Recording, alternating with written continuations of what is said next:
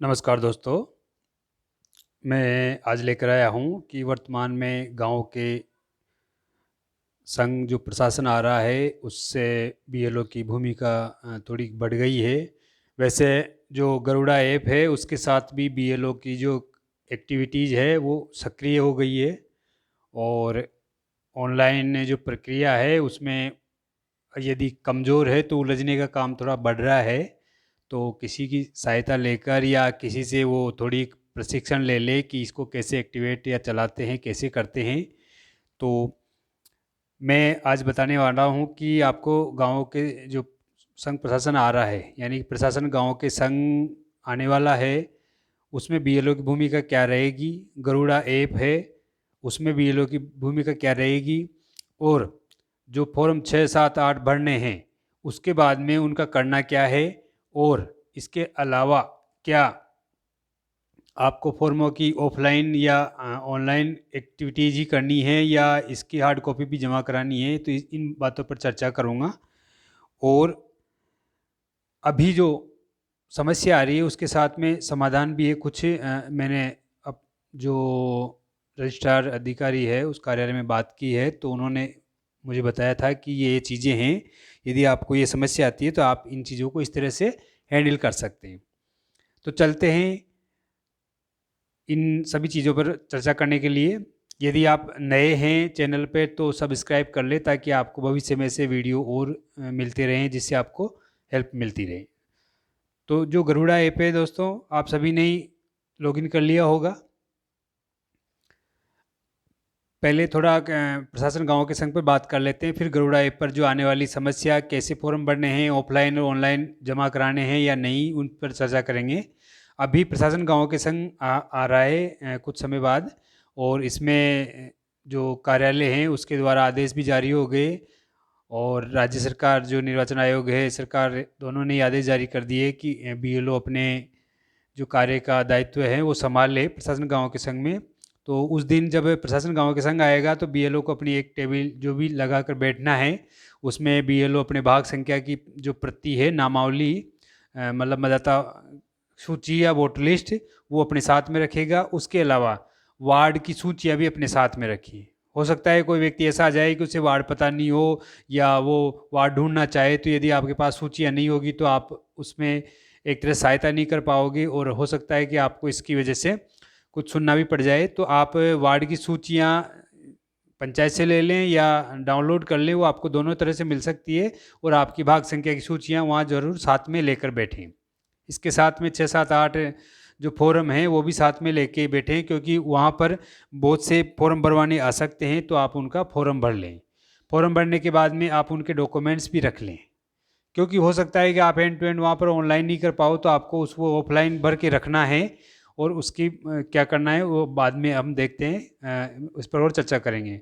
तो पहली चीज़ हो गई कि गांव जो प्रशासन गांव के संघ है उसमें आप अपनी भूमिका निभाएंगे नियत समय पर, और नियत जो आवश्यक चीज़ें हैं लेकर वो साथ में बैठ जाएंगे। यदि किसी की समस्या आती है उसको नोट कर लेंगे, यदि आवश्यक दस्तावेज है वो प्राप्त कर लेंगे, और यदि फॉर्म भरने हैं तो फॉर्म भरने के लिए ऑफलाइन भर के रख लेंगे उस समय। तो ये तो हो गई प्रशासन गाँव के संघ की आपका दायित्व। हो सकता है इसके अलावा आपको और भी दायित्व दिए गए हो या पहले से चल रहे हो, उनका निर्वाह करें और उनसे संबंधित जानकारी है अपने पास रखें, क्योंकि वहाँ पर मांगी जा सकती है।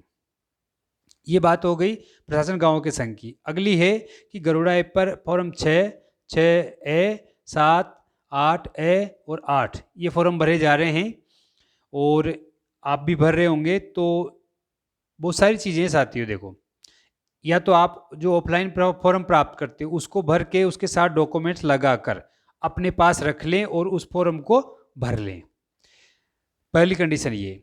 दूसरी कंडीशन, आप मतदाता के पास जाते हो तो वहाँ का वहीं आप उसका फॉर्म भर के उसके डॉक्यूमेंट्स को अपलोड करके फॉर्म को ऑनलाइन भर सकते हो। कुछ साथियों का ऑब्जेक्शन आ रहा है कि सर इसको ऑफलाइन भरने हैं या ऑनलाइन भरने हैं, और ऑनलाइन भरने हैं तो क्या क्या हार्ड कॉपी जमा करानी है, इस कंडीशन है।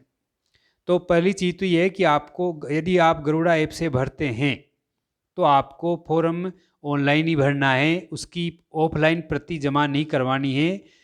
ये मैंने आज ही जो एसडीएम कार्यालय हैं वहाँ से पूछा है, उन्होंने यही बताया है। हो सकता है अन्य कार्यालयों में प्रति मांगी जाए, तो अपने अपने कार्यालय से एक बार कंफर्म कर लें। ऐसा नहीं है कि सर आपने कहा था और वहाँ पर मांगी जा रही है। कुछ कार्यालय मांग भी सकते हैं एविडेंस के रूप में, तो अपने अपने जो निर्वाचन अधिकारी कार्यालय हैं वहाँ संपर्क कर लें। पर मुझे जो कहा गया है वो मैं बता रहा हूँ कि उन्होंने कहा है कि सिर्फ आपको सभी फॉर्म ऑनलाइन करने हैं। ऑनलाइन करने के बाद में आपको उन फॉर्मों को ऑनलाइन करके छोड़ना है, हार्ड कॉपी नहीं जमा करानी। पहली शर्त ये है। यदि कोई वोटर हेल्पलाइन से कोई व्यक्ति खुद ही भरता है तो उसका प्रिंट आप ले लें और उसका डॉक्यूमेंट्स आप ले लें, क्योंकि वो आपके द्वारा वेरीफाई होना बकाया होता है, तो बीएलओ की अनुशंसा उस पर ज़रूरी होती है। तो उस पर जो बीएलओ की अनुशंसा है वो ज़रूरी है, और आप उसको फॉर्म और उसकी हार्ड कॉपी नए डॉक्यूमेंट्स के अपने पास ज़रूर रखें। दूसरी बात कि जैसे आप किसी के डायरेक्ट फॉर्म भरने जाते हैं, तो वहाँ मैं चाहता हूँ कि आप ऑफलाइन फॉर्म भर के भी अपने पास रख लें, क्योंकि वह जो एविडेंस है वो आपके पास सुरक्षित रहेगा। वरना आप डायरेक्ट भी भर सकते हो, लेकिन जो खामी वगैरह कुछ आती है तो उसमें पता नहीं पड़ेगा कि आपने कोई गलती कर दी हो, तो उसका सुधार किस आधार पर किया जाए और आपको फिर फील्ड में भागना पड़ सकता है। तो ये चीज़ें हैं आपके रिकॉर्ड की। अब वर्तमान में ये मैंने जो बात की कि अभी जो एप्लीकेशन है वो सही काम नहीं कर रहा है, तो उन्होंने कहा है कि अभी अपडेशन में है और इसका अगला वर्जन आने वाला है, तो फॉर्म हो सकता है कि अभी भरने में नहीं आ रहा हो। तो मैंने उनसे कहा कि गाँव के प्रशासन गाँव के संघ है, तो वहाँ पर लोग क्या करेंगे, कैसे भरेंगे? तो उन्होंने कहा कि आप ऑफलाइन फॉर्म भर के डॉक्यूमेंट्स साथ में लगवा कर रख लें, और केवल प्रशासन गाँव के संघ में आपको सूचना देनी है कि आज इतने फॉर्म प्राप्त हुए, 6 इतने 7 इतने, उम्र वाइज जो भी आप गोशवारा बनाते हो उसके आधार पे, और अपने पास फॉर्म रखे हुए हैं उसको जब भी ये एप्लीकेशन काम करता है आप उसको ऑनलाइन कर दें। क्योंकि अभी जो पुनरीक्षण का कार्यक्रम है वो नवंबर अक्टूबर के आसपास स्टार्ट होता है, अक्टूबर के लास्ट में या नवंबर के प्रारंभ में, तो उस समय प्रारंभ होता है, तो आप उस समय इनको अपडेट करोगे।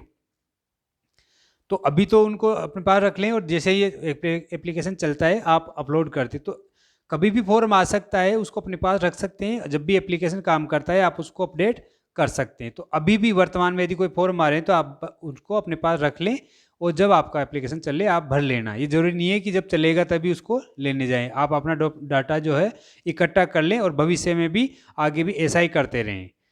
तो आपको वीडियो कैसा लगा कमेंट ज़रूर करना, और लाइक और शेयर ज़रूर करें साथियों। अपने साथियों तक भी इसको पहुंचाएं और शेयर ज़रूर करें। धन्यवाद।